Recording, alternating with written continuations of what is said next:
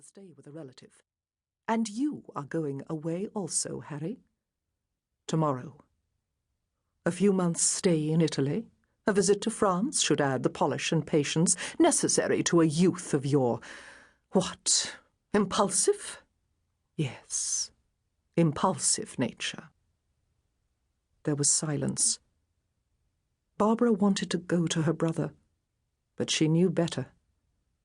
He had been humiliated, quickly, ruthlessly, thoroughly, and he would not want her witnessing the aftermath. She wedged her foot on a thick ivy vine. She would climb up slightly, just enough so that she could look in the window and see him. "Mistress Barbara!" She jumped. Without a doubt it was one of the serving girls calling to tell her that her mother was home. Well, with any luck she could miss her mother's visit entirely, or at worst see her for a few moments tomorrow before she returned to London. She backed off the ivy, still torn between her instinct to escape and Harry. "Mistress Barbara!" The voice of the serving girl was closer now. Escape won hands down. She ran across the wide flagstone steps of the library terrace.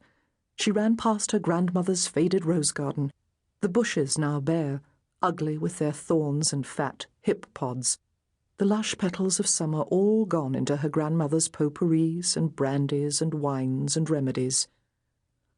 "Mistress Barbara!" She doubled her speed, her cloak billowing out behind her like a dark sail. The woods loomed ahead. She ran toward them as if her grandfather's hunting dogs were at her heels.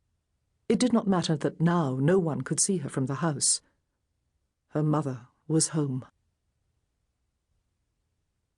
In the withdrawing chamber of the Duchess of Tamworth, Diana, Viscountess Alderley, sank into an armchair and lifted her feet to an old-fashioned, embroidered, silver-fringed stool. She was a beautiful woman with dark hair and violet eyes, a white complexion, and sweet red lips, all of which she emphasized to the fullest with paint and powder and dye-pot. Her looks were deceiving.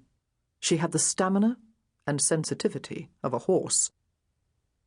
Seated in a straight-backed chair, her mother, the Dowager Duchess of Tamworth, waited impatiently. Her wrinkled hands were folded over her cane, her eyes fixed on Diana. Unlike her daughter, the Duchess had never been beautiful.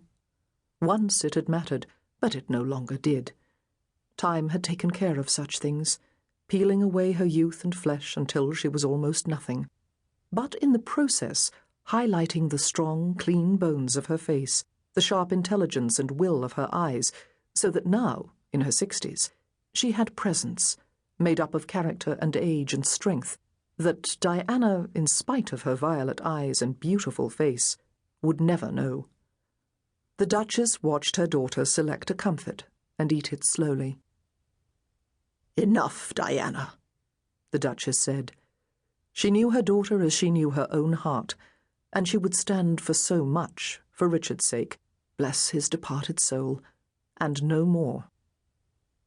She and Diana had been in a struggle of wills most of their lives, and she had no intention of allowing Diana a victory at this late date. She had not expected Diana to come from London when she had written her of her suspicions about Harry and Jane. She had expected to handle it herself, so Diana's sudden appearance today had been as surprising to her as it had been to Harry, because she knew how her daughter had handled the situation. Ruthlessly, going straight for the jugular, without one thought to anyone's feelings or needs. "He was angry," Diana drawled. Her voice was low and husky, as distinctive, as famous as her eyes. When she had first gone to London, years ago, as a young wife on Kit's arm, men could talk of nothing else but her beauty and her voice. Angry and defiant. The defiance was not difficult to handle.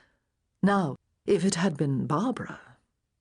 But she veered away from where that thought would take her. And he went from defiance to acceptance. Like his father, he has no backbone. The Duchess rose stiffly and limped to one of the leaded windows overlooking a parterre, A garden of box shrubs kept rigidly pruned to create an overall design. Richard had worked for over a year on that garden, laying out its pattern, an A surrounded on each side by an S, choosing the gravel, planting shrubs, directing the gardeners on how closely to clip them, interweaving masses of flowers into their pattern. It was looking unkempt. She must see to it, but not now. Now she must deal with Diana and this mess of Harry's, like his father, perhaps, but only in some ways, and her grandson none the less. And Diana had a few messes of her own that had to be cleaned up. The Duchess smiled sardonically.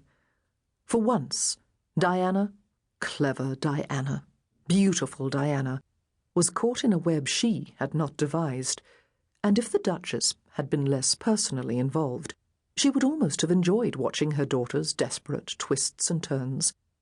But she was involved. The merciful Lord above damned Diana and Kit to the hell they both deserved. They had been foolish and reckless all their lives. Kit drank.